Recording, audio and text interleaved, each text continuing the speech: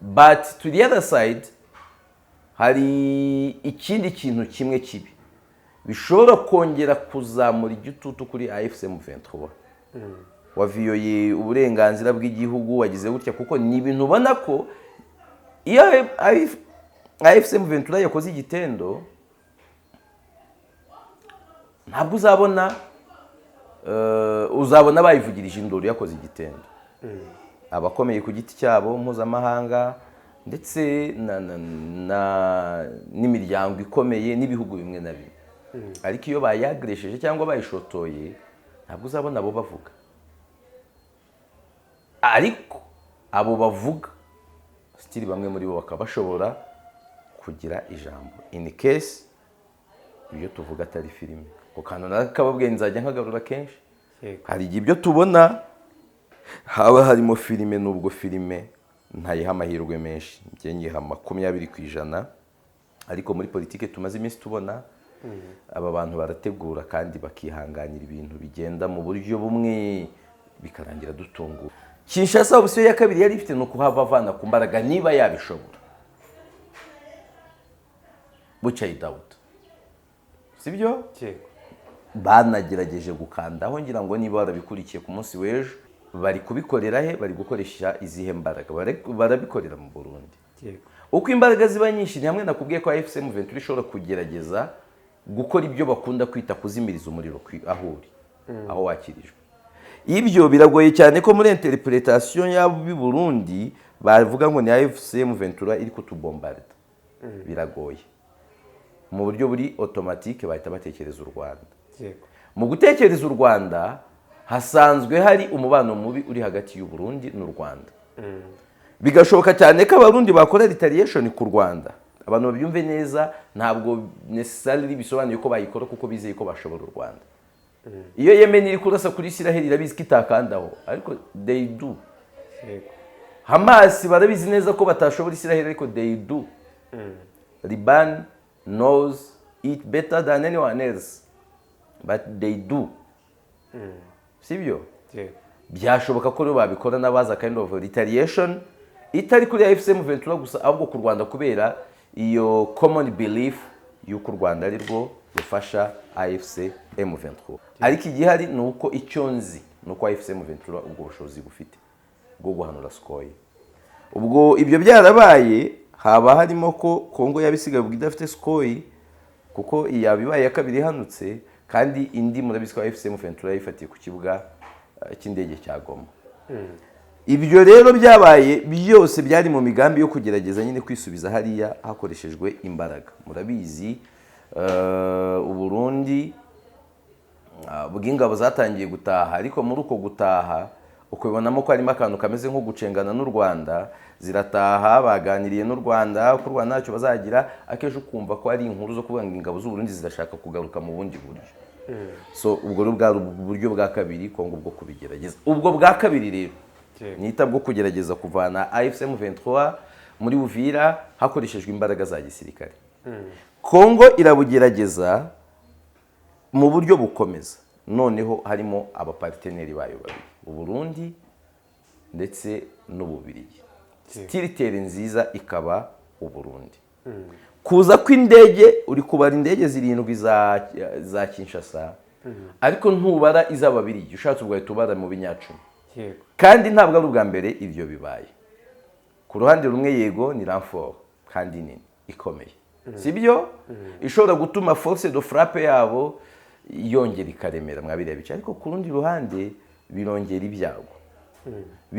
ibyago byo kuba AFC M23 nayo ishobora kugerageza kurasa hariya mu rwego rwo kuzibira ibitero byava i Bujumbura biza kubombarda aho yigaruriye ibyo bikaba ari ibyago hariya sibyo noneho uko kuhabombarda nabyo ni inkota ya mujya abiri one yego bishobora kuba successful bikaburizamo ibitero biza kugabwa kuri AFC M23 aho yigaruriye aka kanya tuvugana ibihumbi by'amatoni y'ibiribwa byuzuye ubwato burimo kogoga inyanja z'isi bugana mu bihugu bitandukanye nguko uko Gasharu General Trading Limited ishyira ibyo kurya ku meza yacu kompanyi ikorera mu mujyi wa Kigali izobereye cyane mu byo gutumiza ibyo kurya mu mahanga, cyane cyane salsa tomato paste ziva mu Butaliyani, umuceri uva mu Buhindi, Pasco tomato paste ziva mu Misiri n'ibindi.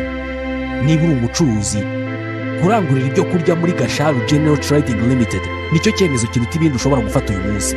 Batanga fagitire ya EBM yuzuye ihwanye n'amafaranga wishyuye. Bakorera mu mujyi muri Centenary House, ariko bakagira ububiko bunini ku Muhima hafi y'urusengero rw'Abadivaniste. Hamagara 0788 30 23 99 cyangwa 07 82 70 40 20.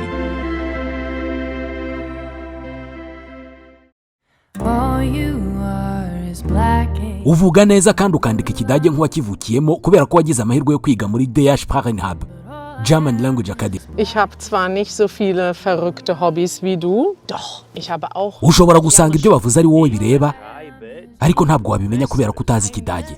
Gusa nzi Abanyarwanda bakivuga nk'uko nguko neza neza. Aba bakize muri DH Sprachenhub. Iyi ni German Language Academy. Ishuri ryigisha ururimi rw'Ikidage mu buryo bugezweho kubifuza kujya kwiga, gukora, kwimenyereza umurimo, gutura cyangwa se gutembera mu bihugu bikoresha Ikidage.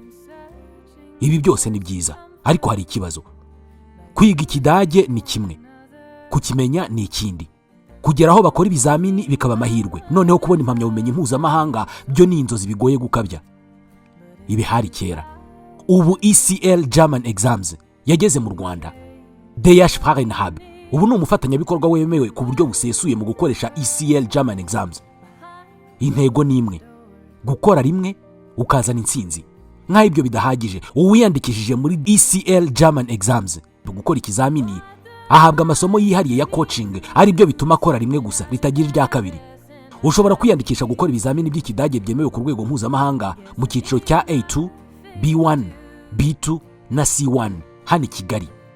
ECL German Exams zitanga impamyabumenyi zemewe ku rwego mpuzamahanga, zikemerwa mu bya visa, kujya kuminuza, mu kazi, mu bukorerabushake na AU Payer n'izindi mpamvu zihariye zisaba certificat z'Ikidage.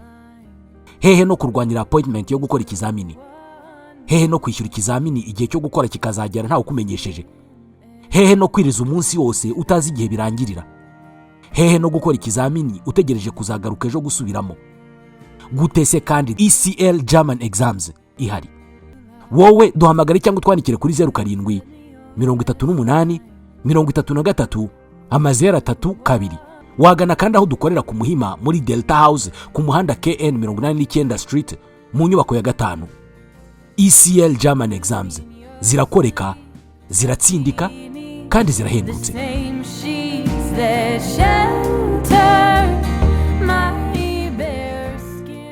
Yes, reka tubasuhuze, tunabaye ikaze mu biganiro n'amakuru hano kuri Nkuyumuruge Yves Official. Turizera ko mumeze neza, turizera ko mukomeje kugenda mugubwa neza n'iyi minsi mikuru dukomeje kubamo, ariko ni nako tubatumira ngo mube hafi tuganire kuba bitandukanye hirya no hino. Nitwa Janvier Haki, nk'ibisanzwe Nkuyumuruge Yves nawe arahabaye. Yves, umwaka mushya kuri twese ndetse n'ababana natwe. Nizere ko bagize Noheli nziza kubayemera. Uriya hari abantu bamwe na bamwe batemera Noheli bijyanye no kwemera kwabo, ariko kubayemera mwese nizere ko mwagize Noheli nziza. N'abandi mbifurize impera z'umwaka nziza, kuko umwaka wo dusa nk'abawurangije urimo urarangira rwose, ubwo tubifurize kuwusoza neza. Kandi abagize umwaka mubi ntabwo dukwiriye kwemera ko n'utaha uzaba mubi. Mugerageze nyine mu bisengere munabikorera umwaka utaha uzagende neza. Nibyo mbifuriza by'umwihariko abantu muba hano. Mainly subscribers, wa muntu uba hano yarakanze kuri subscribe. Mwese ndabifuriza ibihe byiza cyane. Tudatinze reka twiganirire ku kibuga cy'indege mpuzamahanga cya Bujumbura. Hageze indege nyinshi za gisirikare zitwaye ibikoresho by'intambara mu gikorwa cyateje impaka zikomeye ku rwego mpuzamahanga ku bijyanye n'umutekano wo mu burasirazuba bwa Repubulika ya Demokarasi ya Kongo. Ni inkuru iri kuri Minembwe Capital News. Iravuga ko amakuru yizewe aturuka i Bujumbura yemeza ko indege zigera kuri 7 za gisirikare za FARDC zituye kuri icyo kibuga ni mu masaha ya nyuma ya saa sita ku munsi w'ejo. Ni indege zaje zitwaye ibikoresho bya gisirikare birimo imbunda n'amasasu.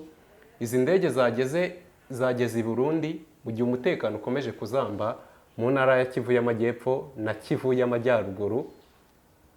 Abatangabuhamya banemeza ko kuri uyu munsi hanageze indege za gisirikare z'Ububiligi zirimo abasirikare b'Ababiligi bafatanyije n'abo muri Repubulika ya Demokarasi ya Kongo. Byongeye gushimangira amakuru amaze igihe avuga ko ku ruhare rukomeje kwiyongera rw'Ububiligi mu bibazo by'umutekano mu burasirazuba bwa Repubulika ya Demokarasi ya Kongo. Nakubaza, dushingiye kuri aya makuru turi gukesha iki kinyamakuru cya Minembwe, izi ndege za Repubulika ya Demokarasi ya Kongo kongeraho n'izi ngizi zirimo zaje zitwaye abasirikare b'Ababiligi zaguye i Bujumbura, ni ibintu bisobanuye iki kuri aka karere? Bisobanuye ahantu hari strategique, aho intambara igeze n'aho ibintu bikomereye. Nta buryo na bumwe Kongo yakora mu kudisiroginga M23 muri Uvira cyangwa se inkengero za Uvira bidakorewe i Bujumbura. Yego. Aho niho bari guca, niyo nzira igera muri Uvira. Ku ruhande rumwe nuko hari uburyo mbaza nyine ibintu byose bitubitwarira rimwe, buri kimwe cyakabaye kigenda kwacyo bikangora kugusubiza. Ariko ku ruhande rumwe nibijyanye na position ziri strategique. Intambara yacuramiye muri Uvira ifite ikivuze kuri Kongo, ifite n'ikivuze ku Burundi. Yego. Kukuba Uburundi bwabamenase binyuze muri Uvira biroroshye, ariko igihe Uvira Kongo nayo itayigenzura, kubona support iva hanze biragoye. Iyo mvuga support iva hanze, ndavuga support ishobora guca mu mazi no ku butaka. Maginga ya M23 n'igenzura ibice by'u Rwanda na Kongo. Bisobanuye ngo biragoye ko hagira support ica mu Rwanda ije gufasha FARDC. Kiretse ije gufasha M23. Ije gufasha FARDC, M23 yabiniga mu buryo bworoshye. M23 n'igenzura umupaka wa Tanzania, wa Uganda igice kimwe na Kongo. Ibindi bice birimo ingabo za Uganda, ndavuga Bunagana. Ariko muri za turiho hari ingabo za Uganda, nubwo naho ingabo za Thomas Lubanga zatangiye gukomeza ibintu. Sibyo? Uyu munsi rero ubutaka ubwo ari bwo bwose Kongo ihuriraho n'u Burundi bwo buri vital cyane, kuko uretse guhuza Burundi na Kongo, Burundi ni n'igihugu gifite ubutegetsi mu kwemera kwabwo bari ku rugamba rumwe na Repubulika ya Demokarasi ya Kongo. Ntabwo ari ikibazo none aho ngaho cya frontier cyangwa se kuba basangiye imipaka. Harimo n'ikibazo cyangwa se ikintu cyo gusangira ukwemera. Iyo ishobora kuba impamvu rero ya mbere ikubwira ubwo bwiyongere bw'ingabo. Ubirebye Kongo irashaka gukora riposte. Kudisiroginga M23 muri Uvira, Kongo yari ifite option ebyiri. Gukoresha amarira, umuryango mpuzamahanga ukayumva, ugashyira igitutu kuri AFC M23. That approach didn't succeed the way babitekerezaga. M23 igifata Uvira ku itariki 10 z'ukwezi kwa 12 uyu mwaka. Kongo yakoze apel, ikora muvoma nyinshi, ngaho akanama karoni k'umutekano karaterana inshuro zirenze ebyiri, ngaho Tshisekedi yakira abarimo ambassadrice wa Leta Zunze Ubumwe za Amerika hariya muri Repubulika ya Demokarasi ya Kongo, ngaho basaba ibihugu gushyira imbaraga muri ya myanzuro y'akanama karoni k'umutekano ya resolution 2773 n'ibindi. Icyo gihe twabonye n'amareaction y'abakomeye kuva kuri Minisitiri w'Ububanyi n'Amahanga wa Leta Zunze Ubumwe za Amerika, kujya kumwungirije, kujya kuhagararira akanama karoni uhagarariye Leta Zunze Ubumwe za Amerika muri Loni, kajya no ku bandi bakomeye, ariko mu buryo bw'ibikorwa nta kintu kigeze kiba kikori AFC M23. Kinshasa option ya kabiri yari ifite no kuhavana ku mbaraga niba yabishobora. Bucya idawuta. Sibyo? Yego. Banagerageje gukandaho, ngira ngo niba barabikurikiye ku munsi w'ejo, malgré ko tutakoze natwe turi abantu rimwe na rimwe iyi minsi mikuru waba uyizera utayizera ibikureba. Icyo gihe byarangiye Kinshasa ejo yiriweyo na AFC M23 barwana. Intambara yari ikomeye cyane. Amakuru avuga ko impande zombi zatakarijemo abasirikare bakomeye. AFC M23 mbere na mbere barashe ubwato bwayo bubiri bwari muri Tanganyika bwa gisirikare, abari barimo bose barapfa. Bongeye kurasa mu kigo cya gisirikare ifite, harimo n'ikindi cyahoze kirimo MONUSCO. Byari bitero byari bikaze. Amakuru akavuga ko nayo yahise hanura Sukhoi 25. Sukhoi ni indege ihenze ishobora kugura arenga miliyari 30 z'amafaranga y'u Rwanda. Ni indege ibikomeye cyane mu buryo bw'igisirikare. Bamwe bavuga ko bahanuye reserve, barashe reserve yayo ishobora kuvaho indege ntigire ikibazo. Abandi bakavuga ko indege yamanuwe yakorowe uko abarundi babivuga. Haravugwa byinshi. Ukuri guhari simfite ubushobozi bwo kuza kubiverifiye. Ntabwo nigeze ngerageza no gukoresha TNI ngo mbiverifiye ndebe, kuko n'amashusho ntiwamenyaga ngari officiel bari gutangaza yahanuwe nayahe. Harimo uruvange rwabyo. Ariko igihari nuko icyo nzi nuko AFC M23 ubwo bushobozi bufite bwo guhanura Sukhoi. Ubwo ibyo byarabaye, haba harimo ko Kongo yabisigaye ubwo idafite Sukhoi, kuko iyabibaye ya kabiri hanutse, kandi indi murabiswa AFC M23 yifatiye ku kibuga cy'indege cya Goma. Ibyo rero byabaye byose byari mu migambi yo kugerageza nyine kwisubiza hariya hakoreshejwe imbaraga. Murabizi Uburundi bw'ingabo zatangiye gutaha, ariko muri uko gutaha ukubonamo ko harimo akantu kameze nko gucengana n'u Rwanda. Zirataha baganiriye n'u Rwanda ko u Rwanda ntacyo bazagira, akeje ukumva ko ari inkuru zo kuvuga ngo ingabo z'u Burundi zidashaka kugaruka mu bundi buryo. So ubwo bwa buryo bwa kabiri Kongo bwo kubigerageza. Ubwo bwa kabiri rero nita bwo kugerageza kuvana AFC M23 muri Uvira hakoreshejwe imbaraga za gisirikare. Kongo irabugerageza mu buryo bukomeza. Noneho harimo abaparteneri bayo babiri, Uburundi ndetse n'Ububirigi. Territoire nziza ikaba Uburundi. Kuza kw'indege uri kubara indege zirindwi za Kinshasa, ariko ntubara iz'Ababirigi. Ushatse ubwo tubara mu binyacumi. Kandi ntabwo ari ubwa mbere ibyo bibaye. Ku ruhande rumwe yego ni renfort kandi nini ikomeye. Sibyo ishobora gutuma force de frappe yabo yongera ikaremera mwabireba bice, ariko ku rundi ruhande birongera ibyago. Birongera ibyago byo kuba AFC M23 nayo ishobora kugerageza kurasa hariya mu rwego rwo kuzibira ibitero byava i Bujumbura biza kubombarda aho yigaruriye. Ibyo bikaba ari ibyago hariya, sibyo? Noneho uko kuhabombarda nabyo ni inkota ya mujya abiri. One, yego bishobora kuba successful bikaburizamo ibitero biza kugabwa kuri AFC M23 aho yigaruriye. But to the other side hari ikindi kintu kimwe kibi bishobora kongera kuzamura igitutu kuri AFC M23. Waviyoye uburenganzira bw'igihugu, wagize gutya, kuko ni ibintu ubona ko iyo AFC M23 yakoze igitendo ntabwo uzabona bayivugirije induru yakoze igitendo. Abakomeye ku giti cyabo mpuzamahanga ndetse n'imiryango ikomeye n'ibihugu bimwe na bimwe. Ariko iyo bayagresheje cyangwa bayishotoye ntabwo uzabona abo bavuga. Ariko abo bavuga stili bamwe muri bo bakaba bashobora kugira ijambo in case iyo tuvuga atari filime. Ukano nakababwiye nzajya nkagarura kenshi. Hari ibyo tubona haba harimo filime, nubwo filime ntayiha amahirwe menshi, njye nyiha 20%. Ariko muri politike tumaze iminsi tubona aba bantu barategura kandi bakihanganira ibintu bigenda mu buryo bumwe bikarangira dutunguwe. Ntabwo batuma dutangira tuzi type na debande.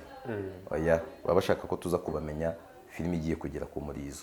Ibyo rero wambazaga ngo bisobanura iki mu buryo bumwe, bisobanuye icyo kintu cyo kugerageza kwisubiza Uvira hakoreshejwe imbaraga za gisirikare noneho bikaba bisobanurwa navuga ngo ariko ubu ngubu barabitekereza mu buryo buri renforcé par rapport y'uburyo bwabanje.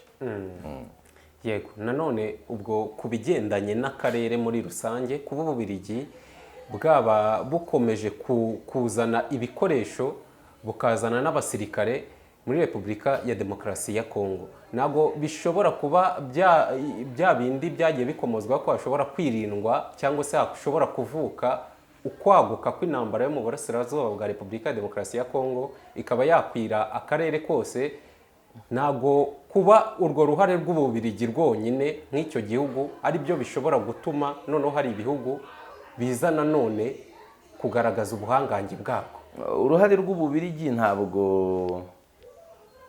ari rwo rwateza intambara byonyine, ntabwo ari ikibazo cyo kuba ari Ububiligi, ahubwo uruhare rwabo rwagira uruhare mu gukura kw'iyo ntambara gute. Bari kubikorera he? Bari gukoresha izihe mbaraga? Barabikorera mu Burundi. Uko imbaraga ziba nyinshi ni hamwe nakubwiye ko AFC M23 ishobora kugerageza gukora ibyo bakunda kwita kuzimiriza umuriro aho uri, aho wakirijwe. Ibyo biragoye cyane ko muri interpretation y'abo b'i Burundi bavuga ngo ni AFC M23 iri kutubombarda. Biragoye. Mu buryo buri automatique bahita batekereza u Rwanda. Mu gutekereza u Rwanda hasanzwe hari umubano mubi uri hagati y'u Burundi n'u Rwanda. Bigashoboka cyane ko abarundi bakora retaliation ku Rwanda. Abantu babyumve neza, ntabwo necessarily bisobanuye ko bayikora kuko bizeye ko bashobora u Rwanda. Iyo Yemen iri kurasa kuri Israel irabizi ko itakandaho, ariko they do. Hamas barabizi neza ko batashobora Israel, ariko they do. Liban knows it better than anyone else, but they do. Sibyo? Byashoboka ko rero babikora n'abaza kind of retaliation itari kuri AFC M23 gusa, ahubwo ku Rwanda kubera iyo common belief y'uko u Rwanda ari rwo rufasha AFC M23. Automatically u Rwanda rwaba rwinjijwe muri iyo ntambara, cyangwa rwaba rwayisanzemo. None izi ntambara uburyo zirwanwa buriya ntabwo ari iz'imitwe, noneho izaba zibaye intambara hagati y'ibihugu, hahita hazamo alliance. Muri alliance ukavuga ngo ese u Rwanda rwarwana Uganda icecetse nta kintu iza kubikoraho, ese Uganda iri ku ruhande rw'u Rwanda? Ibyo ni ibintu ntakeneye kujya gusesengura. Ese Tanzania yo yabihagaze? Ababitekereza ko byavamo conflict y'akarere, they are right, byashoboka cyane. Yego. Nanone abaturage bahagarariye abandi muri teritwari ya Walikale, igice kiyoborwa n'ingabo za leta ya Repubulika ya Demokarasi ya Kongo, bari gusaba ihuriro rya AFC M23 gukora ibishoboka byose rigafata aka gace rikabakiza ibitero bya FDLR ndetse n'abawazarendo. Ni itangazo ryasohowe n'abahagarariye abaturage bo muri Walikale, ni itangazo riri kugaragaza ko barambiwe urugomo n'ibitero bya FDLR ndetse na wazarendo na bamwe mu basirikare ba FARDC. Aba baturage muri iri tangazo bakomeza basaba AFC M23 gukomeza kwigarurira ibindi bice bigenzurwa na guverinoma ya Kongo hagamijwe kubohora abaturage b'abasivile bahohoterwa. Bagakomeza AFC M23 bashingira kuko itangaza indiri ya FDLR na wazarendo kuba bajujubya abaturage bafatanyije kandi bashyigikiwe na bamwe mu bo muri FARDC. Iti ibi bituma abaturage bo mu gace bakomeza kubura umutekano kubera ihohoterwa, gutwika no gutakaza uburenganzira bwa muntu. Kuba abaturage bo muri Walikale barimo barahamagarira AFC M23 kuza kubatabara hano dushobora kubibonamo iki? Birasa nka biya myigaragambyo tumaze iminsi tubona muri Uvira, twabonye Goma, twabonye ni Bukavu. Yego. Icyo nayikubwiyeho ni nacyo nkubwira nawe. Niba aba baturage babikora out of their own goodwill, bisobanuye ko AFC M23 yamaze gukora akazi gakomeye ndetse yabaye engraved mu mitima y'abaturage hariya. Niba harimo na tushe ya AFC M23, bazi kandi basobanukiwe neza icyo bisobanuye ko umuturage ubwe ari kurangurura avuga ati ndagukeneye, ni wowe. Nyine byose uko bisa kose ni byiza kuri AFC M23. Ndetse ibi ngibi ushatse wabifata nkaho bibanziriza ya referendum nababwiye ishoboka cyane muri Kongo mu bihe bizaza. nayo izabisirya. yego. Nanone minisitiri w'itangazamakuru n'itumanaho akaba n'umuvugizi wa leta ya Repubulika ya Demokarasi ya Kongo Patrick Muyaya yatanze igisubizo gikakaye kuberutse gutangazwa na Arikiepiskopi wa Lubumbashi Fulgence Muteba, nubwo yavugaga ko hari amasezerano ashobora kuba arimo kugurisha umutungo kamere w'igihugu. Mu itangazo ryashyizwe ahagaragara, Minisitiri Muyaya yahakanye ibi birego adashidikanya, maze ashimangira ko nta masezerano y'imyaka 99 ahari, ko nta no kugurisha umutungo w'igihugu kwabayeho, ko nta n'ikirombe na kimwe kigeze kivugwa ko kiri muri ayo masezerano, ndetse ko nta na hamwe ubusigire n'ubwigenge bwa Repubulika ya Demokarasi ya Kongo byahabwa undi wese. Muyaya yakomeza anavuga ko ibyo birego bidafite ishingiro kandi ko bishobora guteza urujijo mu baturage no ku rwego mpuzamahanga. Urujijo ahanini abaturage barutejwe no kuba Kongo yitababwira ngo amasezerano yasinya rimwe. Nko mu Rwanda keretse umuturage utabishaka uvuga ngo urinyora cyangwa se udafite ubushobozi bwo kubyumva, ariko u Rwanda ibyo u Rwanda rwasinye na Amerika babizanye mu nteko, sibyo? Babijyana muri cabinet, byemerwa bihinduka iby'abanyarwanda bose barabisobanura. Kongo amasezerano atandukanye yagiye isinya, bibayo yasinyanye n'u Rwanda, bibayo yasinyanye na Leta Zunze Ubumwe za Amerika, nta namwe barajyana mu nteko cyangwa ngo bajyane muri cabinet. Abaturage ntibazi ngo hasinduki rero. Iyo bimeze gutyo, no news is always news but bad news. Abaturage icyo bakora, bamwe barimo ibihuha, abandi barahimba nyine kandi bikarangira ibyo bahimbye bibonye gishyigikira. Uranyemerera dusoreze ku rugamba uko byifashe kuri wa gatandatu tariki 27, urusaku rw'amasasu menshi n'iturika ry'ibisasu byumvikanye mu misozi ihanamye mu duce twa Katongo no mu Kigongo two muri teritwari ya Uvira, ni mu ntara ya Kivu y'Amajyepfo. Amakuru aturuka hafi y'aho imirwano iri kubera aragaragaza ko abarwanyi b'umutwe wa AFC M23 bari mu mirwano yeruye n'inyeshyamba za Wazalendo bafatanyije ku rugamba n'ingabo za Repubulika ya Demokarasi ya Kongo. Abaturage bo muri utwo duce bakanatangaza ko batewe impungenge zikomeye bitewe n'ibisasu biremereye bakomeje kugenda bumva, aho bamwe batangiye guhunga ingo zabo bashaka ubuhungiro no mu bindi bice bibonwa nk'ahari umutekano usesuye. Ni mu nkengero za Uvira, urumva birakaze. Yves Nyamirango ushimire. Wakoze cyane. Dushimire n'abo twabanye kuri Nkuye mu Ruge Yves Official, ibiganiro n'amakuru birakomeza.